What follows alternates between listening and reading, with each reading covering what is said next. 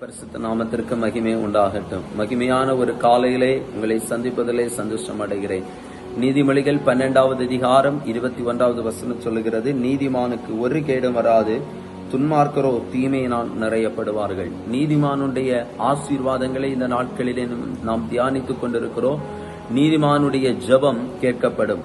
இரண்டாவதாக இன்றைக்கு கர்த்தர் சொல்லுகிறார், நீதிமானுக்கு ஒரு கேடும் வராது.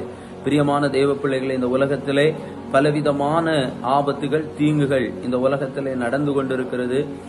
நாம் செய்தித்தாள்களை பார்க்கும் பொழுது ஒவ்வொரு நாளும் அபாயகரமான செய்திகளை நாம் ஒவ்வொரு நாளும் கேட்டுக்கொண்டிருக்கிறோம். ஆனால் ஆண்டவருடைய வார்த்தை சொல்லுகிறது, நீதிமானுக்கோ ஒரு கேடும் வராது. கொள்ளை நோய்கள் தேசத்துல எங்கும் பரவி கொண்டிருந்தாலும் கர்த்தர் நம்மை பார்த்து சொல்லுகிறான், ஒரு கேடும் நீதிமானுக்கு வராது என்று சொல்லி. ஆகவே நாம் நீதிமான்களாய் இருப்போம். உலகத்தின் எல்லா கேட்டிற்கும் அவர் நம்மை விலக்கி பாதுகாத்துக் கொள்வார். கர்த்தர் நம்மை ஆசீர்வதிப்பாராக. கண்களை மூடுவோம். எங்களை அளவுக்கு அதிகமாக நேசிக்கிற பரலோக பிதாவே, நல்ல வேலைக்காக நன்றி.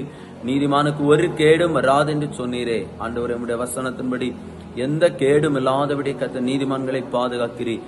இந்த நாளும் ஒவ்வொருடைய தேவைகளும் சந்திக்கப்படட்டும், ஒவ்வொருடைய காரியங்களும் வாய்க்கப்படட்டும்.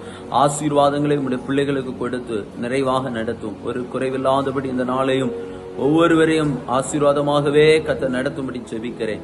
ஆண்டவருடைய கரத்தை தருகிறேன், இயேசுவின் நாமத்தை தருகிறேன் நல்ல பிதாவே. ஆமென், ஆமென். God bless you. கர்த்தர் உங்களை ஆசீர்வதிப்பார். ஆமென்.